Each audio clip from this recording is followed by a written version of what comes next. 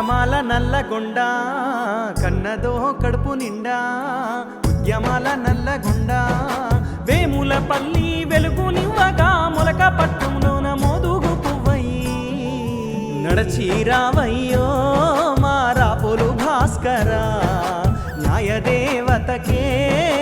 కంటి చూపుగా న్యాయదేవతకే కంటి చూపుగా